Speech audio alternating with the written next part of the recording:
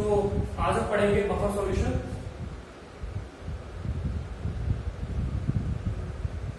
Buffer solution देखिए, buffer solution ऐसे solution होते हैं जिनमें अगर स्मॉल अमाउंट में स्ट्रॉन्ग एसिड या स्ट्रॉन्ग बेस डाल दिया जाए तो उनके पीएच में बहुत थोड़ा सा चेंज दिखाई पड़ता है ना, उसमें बहुत थोड़ा सा चेंज दिखाई पड़ता है। हम इसकी डेफिनेशन लिख लेते हैं। The solution which shows a very small change in their pH when small amount of acid or base are added to them। लिख लेते हैं। वे विलियन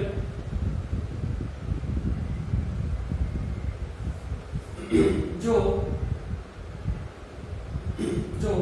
थोड़ी मात्रा में एसिड या बेस के डाले जाने पर अपनी पीएच में बहुत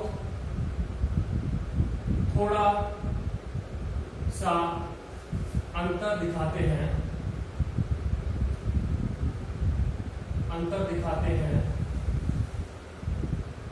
बफर सॉल्यूशन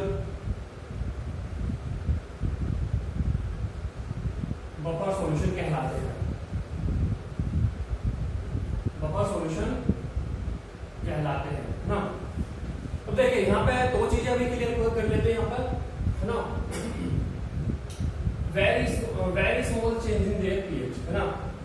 दैट मींस ये जो सॉल्यूशन होते हैं, ऐसा नहीं है कि एसिड या बेस के डालने पर ये पीएच की चेंज नहीं होती, चेंज होती है लेकिन बहुत थोड़ी सी, है ना। जैसे ऐसा मान लीजिए, सपोज करिए कोई हमारा 1 लीटर सॉल्यूशन था, किसी वीक एसिड का कोई सॉल्यूशन था, जैसे कि CH3CH का सॉल्यूशन था, उसमें मैं एसिड डाल देता हूं बाहर से, सपोज करिए HCl डाल देता, तो सपोज करिए इसकी pH 5 से क्या हो जाती है, 2 हो जाती है। कोई हमारा 1 लीटर CH3CH का वीक एसिड का सॉल्यूशन था जिसमें मैं HCl डाल देता हूं स्ट्रॉन्ग एसिड, तो सपोज करिए इसकी pH 5 से 2 हो जाती है। तो ये तो एक नॉर्मल सॉल्यूशन कितने हुआ। लेकिन बफर सॉल्यूशन में क्या है कि अगर ये हमारा एक बफर सॉल्यूशन होता तो वही एसिड डालने पर हो सकता है कि इसकी पीएच बस कितनी चेंज होती है, पीएच हमारी 5 से कितनी होगी, 4.9 होगी, है ना। 5 हमारी 4.9 होगी, लेकिन पीएच में इनके भी चेंज आता है, लेकिन थोड़ा सा अंतर, बहुत थोड़ा सा चेंज इनमें दिखाई पड़ता है ना। पहली चीज तो ये very small change in their pH. और दूसरा स्मॉल अमाउंट ऑफ एसिड और बेस। अब देखिए, जैसे यहाँ पे 1 लीटर है ना, 1 लीटर सपोज करिए 1 लीटर 1 मोलर है, तो ऐसा हम कर सकते हैं कि इसमें हमने डाल दिया, सपोज करिए 20 ml डाल दिया, 20 ml 1 मोलर HCl डाल दिया, 30 ml डाल दिया, इसमें सब तो चल जाएगा। लेकिन ऐसा नहीं कि तुम इसमें 500 ml डाल दो, 1 लीटर ही डाल दो इसमें, तो थोड़ा सा ही एसिड या बेस इसमें डाला जाना चाहिए, तभी ये अपने जो है बफर, जो भी बफर की प्रॉपर्टी होती है उसको मेंटेन रख पाते हैं, है ना। तो ये दो प्रॉपर्टी पहले यहाँ पे क्लियर हो गई, ठीक है। चलिए अब आगे चलते हैं। आगे भी यहाँ पे देखते हैं टाइप्स, प्रकार। कितने प्रकार के होते हैं ये 2 टाइप्स के होते हैं, 2 टाइप्स, 2 प्रकार के हमारे ये होते हैं। एसिडिक बफर सॉल्यूशन और बेसिक बफर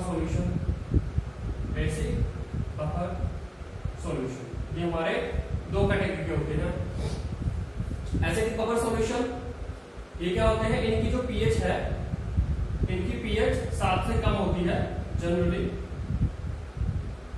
इनकी पीएच जनरली क्या होती है, 7 से कम होती है। और ये क्या होते हैं हमारे वीक एसिड जो जो हमारे कमजोर एसिड होते हैं जैसे कि CH3COH, NaCOH, H2CO3 ऐसे weak acid plus it's conjugate और उसके कॉन्जुगेट से मिलकर बने होते हैं ना, और उसके कॉन्जुगेट से मिलकर बने होते हैं।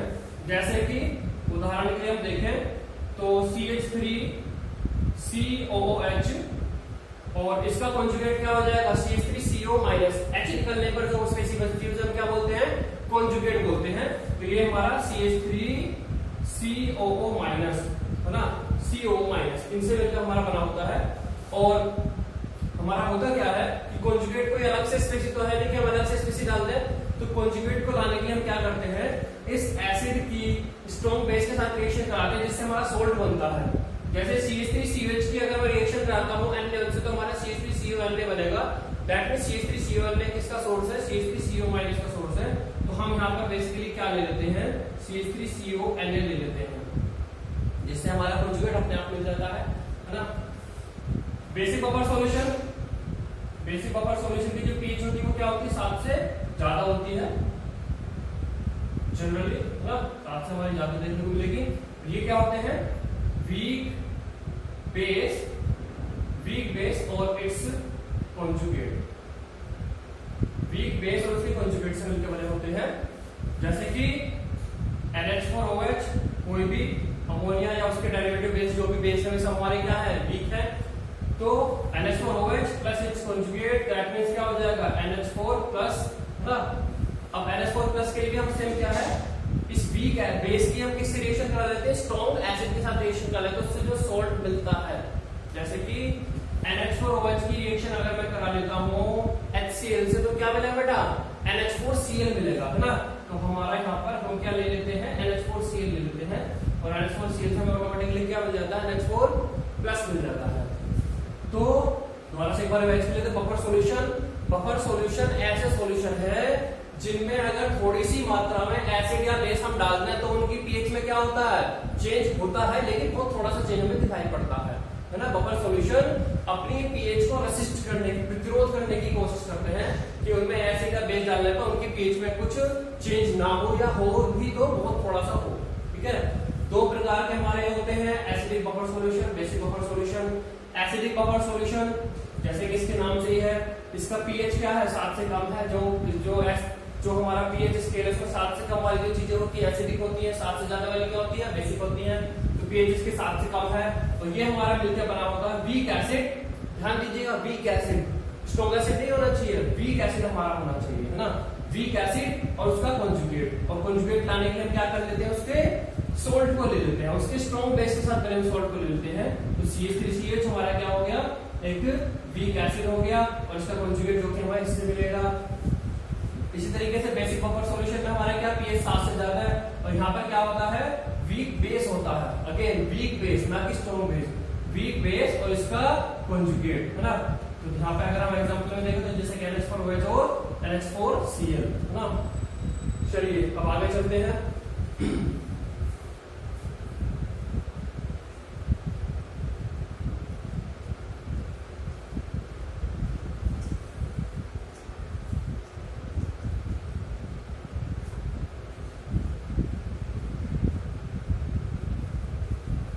चलिए बफर एक्शन,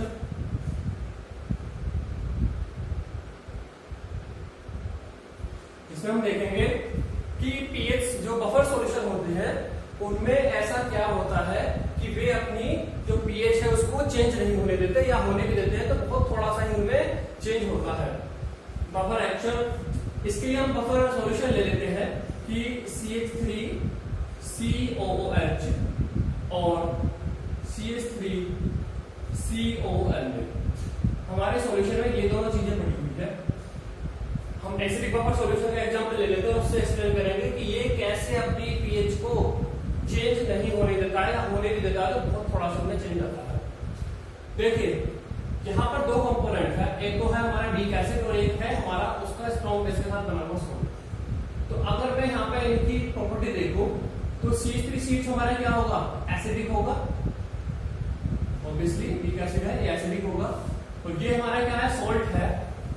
तो ऐसे सॉल्ट जो वीक एसिड और स्ट्रॉन्ग बेस के साथ बने होते हैं, तो उनको अगर पानी में डाला जाए तो सॉल्यूशन को क्या बनाते हैं, बेसिक बनाते हैं। तो ये बेसिकली हमारा क्या है, ये हमारा बेसिक नेचर का भी है ना। तो इस सॉल्यूशन में दो चीजें हैं, एक है जिसकी प्रॉपर्टी है एसिडिक, दूसरी क्या है, बेसिक है ना। अब पहला केस देखें, पहले केस में क्या है कि स्मॉल अमाउंट ऑफ NaOH, हम यहाँ पे क्या कर रहे हैं, स्मॉल मतलब थोड़ी अमाउंट में, थोड़ी मात्रा में हम क्या डाल रहे हैं, थोड़ी मात्रा में हमें NaOH क्या है, हमारा एक स्ट्रॉन्ग बेस है, उसको हम यहाँ पे डाल रहे हैं। ध्यान दीजिए, थोड़ी अमाउंट में हम यहाँ पे NaOH डाल रहे हैं। तो अब देखते हैं कि यहाँ पर ये जो सॉल्यूशन हमारा बना हुआ है, प्रॉपर सॉल्यूशन, ये क्या करेगा उस NaOH के साथ। देखिए NaOH अगर मैंने यहाँ पे डाला है तो ऑब्वियसली क्या होगा, यहाँ पे सबसे पहले एसिड बेस रिएक्शन हमारी होगी, अगर हो सकती है तो। NaOH हमारा बेसिक है, तो इन दोनों में से किस कंपोनेंट के साथ, किस घटक के साथ रिएक्शन करेगा, वो हमारा करेगा अपने से अपोजिट। NaOH हमारा क्या है, बेसिक है, तो किसको ढूंढेगा सॉल्यूशन में, किसको ढूंढेगा, वो एसिडिक जो चीज होगी उसको ढूंढेगा। और एसिडिक चीज हमारी क्या है यहाँ पर, CH3COH, तो ये किसको ढूंढेगा, यहाँ पर CH3COH को ढूंढेगा और उसके साथ आके क्या करेगा, रिएक्शन करेगा। अब हमने पहले ही कह दिया कि थोड़ी अमाउंट में है, तो अगर ये थोड़ी अमाउंट में है तो रिएक्शन में ये क्या हो जाएगा, अपने आप खत्म हो जाएगा, दैट मींस पूरा कंज्यूम हो जाएगा और उसके साथ रिएक्शन करके हमारा क्या बनाएगा, CH3COONA प्लस H2O। और ये रिएक्शन में थोड़ी अमाउंट में था तो ये फाइनली यहाँ पे खत्म भी हो जाएगा। दैट मींस अगर हम यहाँ पे देखें तो NaOH का जो प्रभाव आने वाला था वो किसमें कन्वर्ट हो गया, वो किसमें परिवर्तित हो गया, वो हो गया CH3CONA में। दैट मींस एक तरीके से NaOH की वजह से जो प्रभाव आना चाहिए था, वो प्रभाव जो इतना स्ट्रॉन्ग, इतना अधिक प्रभाव आता, वो इतना ज्यादा नहीं आएगा, वो क्या आएगा फाइनली यहाँ पे CH3CONA बन गया। तो ये जो स्ट्रॉन्ग इफेक्ट था ये वीक इफेक्ट में जनरेट हो गया। तो जो पीएच में चेंज होगा वो भी जो बहुत ज्यादा चेंज होने वाला था, ज्यादा नहीं होगा, वो हमारा कम देखने को मिलेगा। ऐसा मान लीजिए कि अगर आपने बाइक चलाते हुए हेलमेट लगाया हुआ है और अगर एक्सीडेंट हो जाता है तो ये नहीं कि आपको चोट नहीं आएगी, चोट आएगी बहुत, लेकिन क्या आएगी, बहुत थोड़ी आएगी। अगर हमने हेलमेट नहीं लगाया होता तो वही चोट क्या होती, ज्यादा होती। तो एक तरीके से हेलमेट क्या कर देता है, ये जो बहुत स्ट्रॉन्ग इफेक्ट आने वाला था उसको क्या कर दिया, यहाँ पर इसने कम में परिवर्तित कर दिया। तो ये जो स्ट्रॉन्ग बेस का इफेक्ट है, ये एक वीक बेस, ये हमारा CH3CONA क्या है, वीक बेसिक की तरह बिहेव करेगा, इसमें इसमें कन्वर्ट कर दिया। फाइनली जब हम इसको मैथमेटिकली प्रूव करेंगे तो हमें पता चलेगा कि यहाँ से क्या होगा ना। चलिए, स्मॉल अमाउंट ऑफ सपोज करिए मैं इसमें डाल देता हूँ HCl, है ना।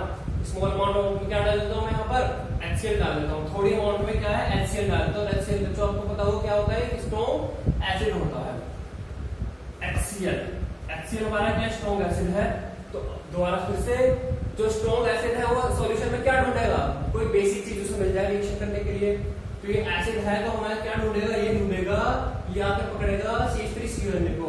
तो यहाँ पर ये CH3COONA इसको यहाँ पर ढूंढेगा और इसको ढूंढने के बाद यहाँ पे क्या करेगा, रिएक्शन करेगा। तो इन दोनों रिएक्शन होने पे क्या बन जाएगा, CH3COOH और प्लस NaCl हमारा बन जाएगा। अब हमारा ये थोड़ी मात्रा में है, थोड़ी मात्रा में तो हमारा क्या हो जाएगा, रिएक्शन में पूरा खत्म हो जाएगा, है ना। अब हम यहाँ पे देखें तो HCl जो है कि एक स्ट्रॉन्ग एसिड था, अगर उसको रोकने वाला कोई नहीं होता तो वो अपना पूरा जितना भी इफेक्ट है सब कुछ दिखाता, लेकिन वो यहाँ पे क्या हमें कन्वर्ट होकर देखने को मिल रहा है CH3COH में। ये तो हमारा NaCl है, इससे हमारे pH में तो फर्क पड़ेगा नहीं क्योंकि तो स्ट्रॉन्ग एसिड सॉल्ट की तरह बिहेव करेगा। तो एक तरीके से स्ट्रॉन्ग एसिड को हमने किसमें कन्वर्ट कर दिया, एक वीक एसिड में यहाँ पे क्या कर दिया, कन्वर्ट कर दिया। स्ट्रॉन्ग एसिड को किसमें कन्वर्ट कर दिया, वीक एसिड में कन्वर्ट कर दिया। तो अगर स्ट्रॉन्ग एसिड का जो इफेक्ट है वो वीक एसिड वाले इफेक्ट में कन्वर्ट हो जाएगा तो ऑब्वियसली उससे जो चेंज होने वाली पीएच है उसका असर भी क्या हो जाएगा, बहुत धीमा, बहुत कम हमारा देखने को यहाँ पर मिलेगा ना। चलिए अब हम इसका फॉर्मूला ट्राई करते हैं, ये बेसिकली क्या इसका फॉर्मूला आता है ना। चलिए आगे चलते हैं।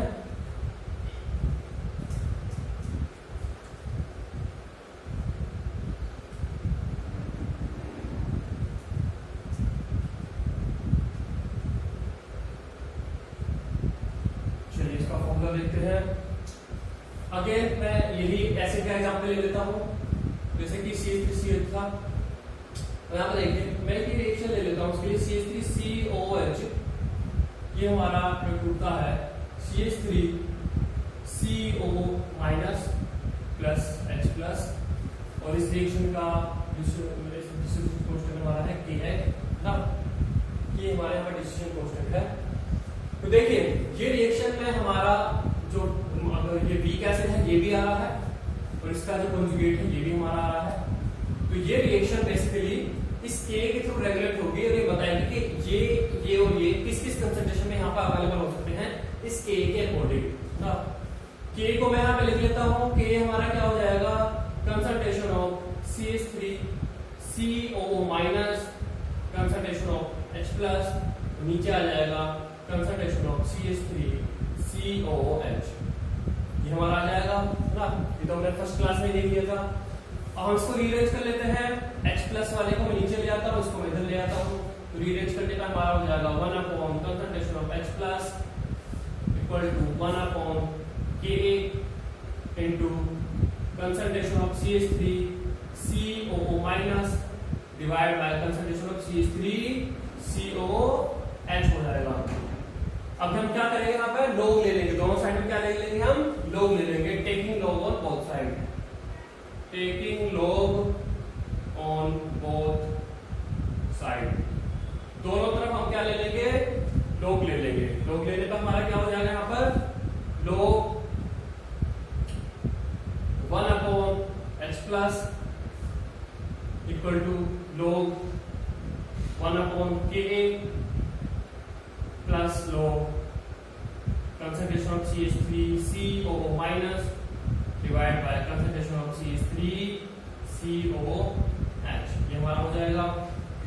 इसे और सिंपलीफाई करके ले लेते हैं। अगर मैं इसे ऊपर करके लिखूंगा 1/H को ऊपर लिखूंगा तो यहाँ पे क्या आ जाएगा, बाहर माइनस आ जाएगा, minus log H plus equal to same इसी तरीके से minus log Ka plus log concentration of CH3COO minus divide by concentration of CH3COOH, और माइनस log H प्लस बेटा सेकंड क्लास में हमने पढ़ाया था है ना, जब दूसरी क्लास में स्टेप लिखी तो उसमें पढ़ाया था माइनस log H प्लस क्या होता है, pH होता है, pH होता है माइनस log H प्लस।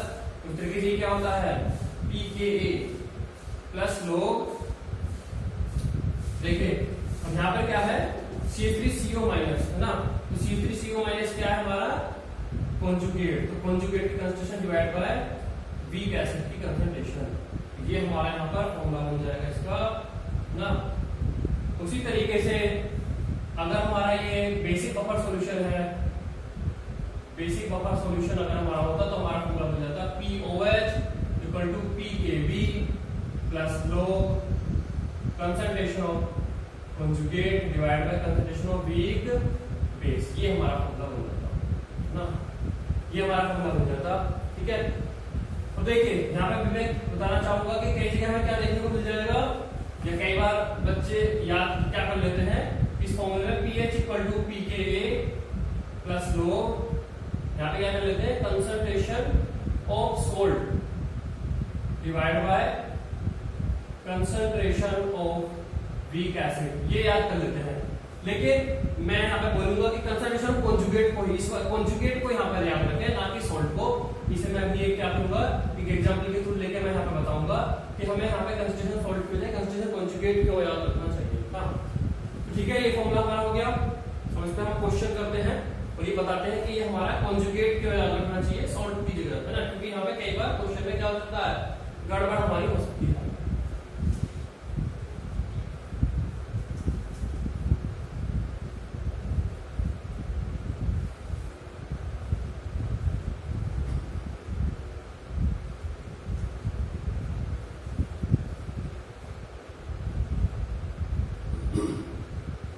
एक क्वेश्चन है जिसके अंदर उसने दिया हुआ है, पूरा क्वेश्चन नहीं लिख रहा, मैं जल्दी से लिख लेता हूँ कि CH3 उसने दिया हुआ है कि सॉल्यूशन जो है हमारा 0.2 मोलर है CH3CONA में, और 0.1 मोलर हमारा क्या है, ये CH3COOH में है।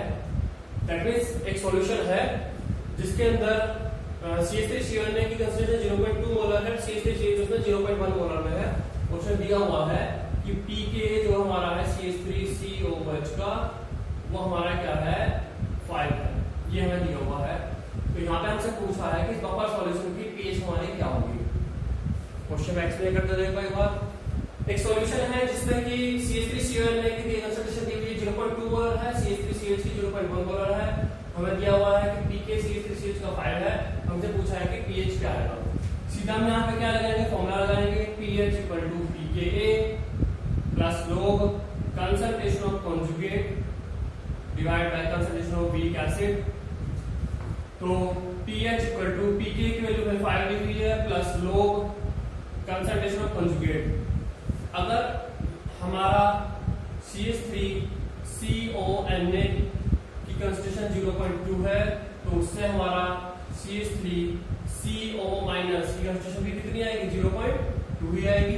तो 0.2 डिवाइड बाय 0.1, तो ये हमारा हो जाएगा 5 प्लस log 2, और ये हमारा 5 प्लस log 2 की वैल्यू 0.3, तो हमारा हो जाएगा 5.3। ठीक है, देखिए यही पे मैं बताता हूँ कि यहाँ पे सोल्ट वाले जो कंसंट्रेशन है उससे हमारा कई बार क्या गड़बड़ हो सकती है। सपोज करिए कि एक क्वेश्चन है जिसमें कि हमारा 0.2 मोलर हमारा CH3COL की बजाय हमारा दिया हुआ है CH3COO twice Ca, ये दिया हुआ कैल्शियम एसीटेट दिया हुआ है, और ये हमारा CH3COH जो है वो हमारा 0.1 मोलर ही है, pK हमारा 5 दिया हुआ है, और हमसे पूछा है कि pH हमारी यहाँ पर क्या होगी। ठीक है, और देखिए अगर यहाँ पर याद किया होता ये कि pH हमारा pH = pK plus log concentration of salt divide by concentration of weak acid ये है। अगर हम ये याद कर लेते हैं, जैसे कि मैंने बहुत बच्चों को देखा है कि वे ये याद करके रखते हैं। अब इसमें सोल्ट तो ये है और इसकी कंसंट्रेशन 0.1.2 मोलर फिर यहाँ पर रखने लगोगे। लेकिन अगर हमारे CH3CO twice Ca की कंसंट्रेशन अगर हमारे यहाँ पे 0.2 मोलर है, लेकिन अगर हम यहाँ पे देखें तो CH3CO के इसके अंदर जब यहाँ पे कॉन्जुगेट की कंसंट्रेशन निकालेंगे CH3CO- तो इसकी कंसंट्रेशन तो 0.4 मोलर हो जाएगी ना, क्योंकि ये तो टूटने पर डबल बनाएगा ना। दैट मींस अगर मैं यहाँ पे कंसंट्रेशन 0.2 रख देता तो आंसर क्या आता, गलत आता। तो हमेशा क्या हमें याद रखना कि कॉन्जुगेट की कंसंट्रेशन क्या है ना, हमारी क्या है कॉन्जुगेट की कंसंट्रेशन क्या है। तो हमारा जब इसमें लगाएंगे फॉर्मूला तो हमारा यहाँ पे क्या आएगा, pH = pK जो उसकी वैल्यू 5 प्लस log कॉन्जुगेट की कंसंट्रेशन 0.4 डिवाइड बाय 0.1, ये हमारा आ जाएगा 5 प्लस log 4 जो कि आ जाएगा 5 प्लस 2 log 2, और ये हमारा आ जाएगा 5 प्लस 0.6 आ जाएगा,